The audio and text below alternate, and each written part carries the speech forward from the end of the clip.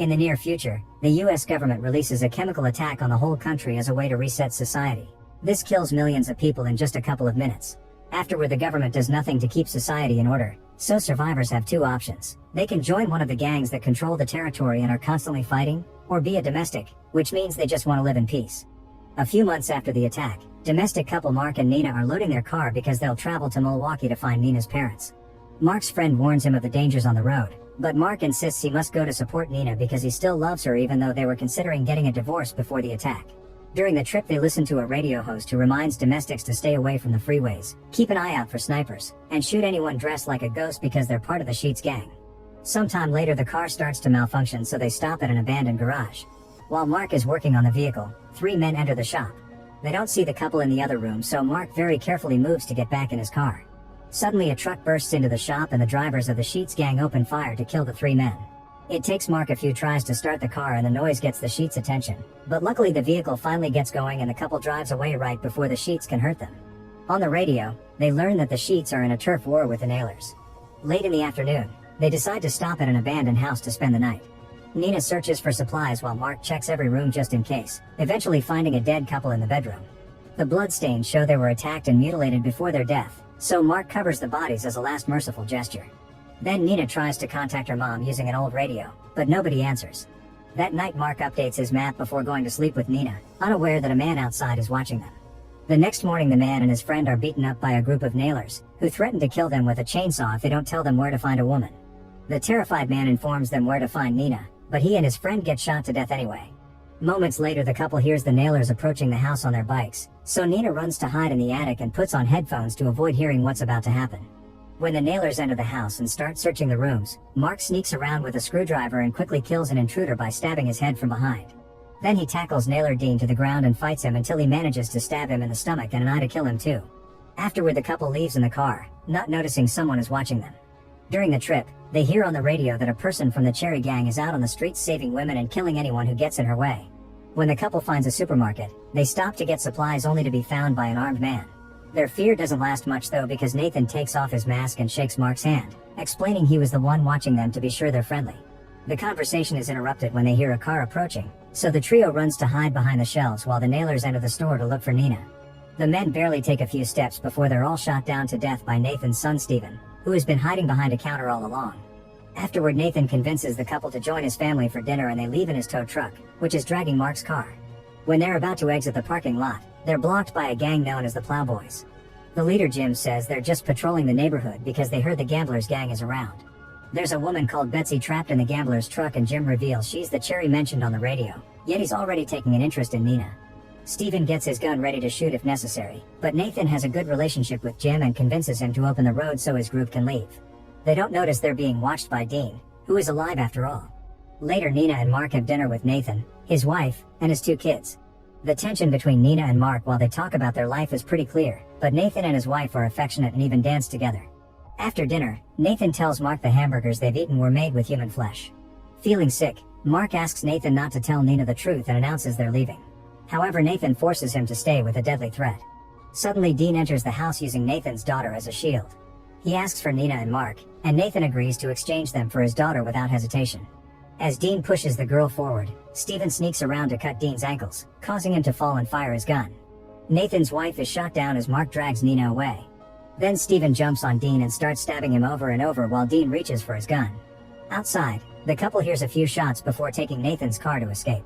Once they're back on the road, Nina says she doesn't want to travel with Mark anymore and the couple gets into an argument about the situation. The Gamblers see them coming and spin a wheel, which lands on a skull. This means the sniper must open fire. The bullet hits Nina in the shoulder, so Mark immediately turns the car around to return to town. Meanwhile, Nathan calls Jim to tell him he can have the couple. Jim gets excited and goes looking for his men, only to find them all dead. Suddenly, Betsy hits him from behind with a pipe to knock him out, then she frees all the women the gang captured. After taking some guns from a table, Betsy leaves in a police car. Moments later, she gets annoyed by the noises coming from Jim in the trunk, so she stops the car and shoots him in the leg. At that moment, she notices something moving in the forest and goes after it, forgetting her keys in the trunk lock. The next morning, Nina wakes up inside a cabin with a bandage on her shoulder. Mark isn't around, but he left a note saying he went looking for food. When Nina tries to leave the building, she finds another note saying the front door is booby-trapped, so she goes out the window instead. She looks around and finds a car in the garage, so she rushes back inside to pack her bag intending to leave alone. At that moment she finds a note telling her to listen to music, and one more note indicating which record has her favorite song. On the final note, Mark apologizes and begs her not to give up on their marriage. Feeling guilty, Nina doesn't leave and instead stays in the cabin to dance to her favorite music while drinking a lot. Betsy watches her dance until Nina takes a break, then Betsy returns to the car and finally kills Jim.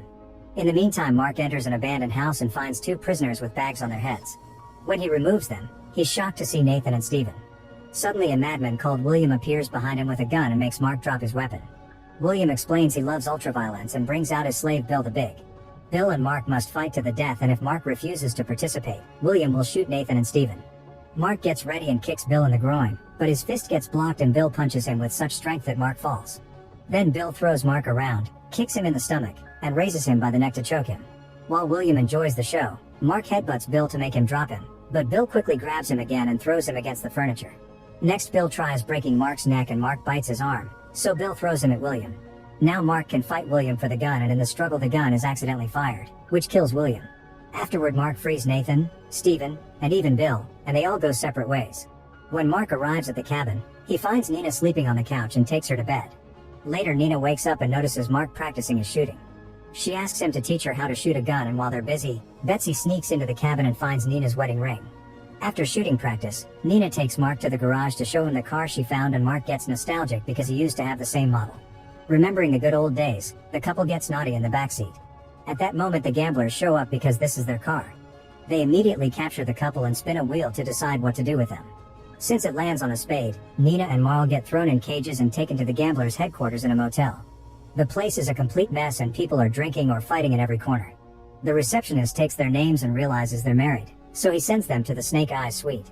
There, a host starts taking bets while the couple gets a hand tied to the chairs and the other hand painfully drilled into a pair of guns on a table. One bullet is loaded into each gun to play Russian roulette, and the host warns them that if they don't shoot the gun when he tells them to, 2 more bullets will be added. If they survive 6 rounds, they'll be allowed to leave. Mark tells Nina to shoot without hesitation, but Nina negotiates with the host. She wants 3 more bullets in Mark's gun, and in exchange they only have to surround 2 rounds. The host agrees, and after the bullets are loaded, the game begins. The gamblers count down and both guns are fired, but nobody gets hurt. Unfortunately, on the second round, Nina's gun shoots the only bullet and it lands in Mark's shoulder. Wanda starts fighting another gambler over the bet money, and the host gets distracted by trying to calm them down. Nina keeps on pulling at her bindings until he frees her hand and steals the host's gun from his boot. She shoots the man twice before firing at the table to release their hands. As she helps Mark walk, Nina uses the gun as a threat to keep everyone at bay and shoots the host again when he tries asking for help, finally killing him. Wanda wants revenge, but nobody is armed in that room, so she tells the others to let the couple go for now. As soon as Mark and Nina are out, Wanda and the others run to get their guns. The duo tries to find a working car and is seen by snipers on the roof, but before they can open fire, they're shot down by Betsy first. The couple drives away in a car as Wanda and the other gamblers come out with open fire, but they don't land any shots. A frustrated Wanda punches a fellow gambler before announcing they're going after Nina. A few hours later, Mark wakes up in Nina's childhood home in Milwaukee. The neighbors tell Nina that her father died of an illness and her mother self-deleted to be with him, which they know thanks to a letter she left behind. After Nina reads the letter, she asks the neighbors how they managed to keep a peaceful life in the suburbs. They explain the gamblers sometimes try to invade, but they've set up a system of car barricades, take turns as snipers on the roofs, and there are explosives hidden in a mailbox connected to some barbed wire. While looking at all the traps, Nina is happy to bump into Phil, an old friend of her family. In the meantime, Betsy also arrives and hides in the house across Nina's, keeping an eye out for any enemies. Sometime later, Nina notices Phil talking on a walkie-talkie, and when she tries to get his attention, he runs back into his house. A suspicious Nina sneaks around to spy on him and discovers that Phil has been in contact with the gamblers, who will be coming soon. At the same time, she notices a little girl on the street, so she drags her into the house with her right before the gamblers arrive. Then Nina gives Mark a gun and tells him to protect the child while she goes out to fight. The gamblers leave their cars and look around until suddenly Nina opens fire, killing a few gang members. The group rushes to hide behind the car and fires back, forcing Nina to take cover. Betsy takes the chance to open fire too, killing a bunch of gamblers in quick succession, thanks to her machine gun. With the gang turning to attack her instead, Nina tries to take a moment to reload. A gambler approaches her from behind, but before he can act, Mark shoots him through the window. Wanda refuses to give up and wants to keep fighting, so the neighbor on guard duty starts shooting as well from the roof. Betsy runs out of bullets and has to hide while Nina throws a homemade smoke grenade into the middle of the street. In the house, a gang member surprises Mark from behind and starts choking him. Mark breaks the horn from the man's mask and stabs him in the eye before tackling him down to stab him in the chest, making sure he hits the heart this time. Meanwhile, Nina continues to fight and Betsy discovers she's been shot. At that moment, the Plowboys arrive looking for Betsy to avenge Jim, but they get stuck in a gunfight against the gamblers. The gangs keep shooting at each other while the Plowboys' truck easily destroys the car barricade. Nina uses the chance to activate the barbed wire, and as soon as the truck touches it, a big explosion brings it down. The neighbor guard comes down and shoots the last gambler man, only to be quickly killed by Wanda. Inside the house, Betsy approaches Mark and gives him back Nina's wedding ring. At that moment, Wanda comes in and shoots Betsy in the head. She gets ready to kill Mark too, but Nina shows up and brings her down first. Now that all the gangsters are dead, Nina goes to Phil's house to kill him too, but he's already dead. After confirming Phil has a gang tattoo, she sees her father's favorite gun on the table and takes it back. On her way out, Nina sees the child staring creepily at Phil's house, making her wonder if she did it since there were rumors of a gang formed by children. Afterward, Nina gives Mark her father's gun, and in return he puts the wedding ring back on her finger. Once they've recovered from their wounds, the couple goes back to the road to hunt down gang members and protect other domestics. The radio host warns his public not to mess with them. Make sure to subscribe and turn on notifications so you can watch more videos like this. Thanks for watching.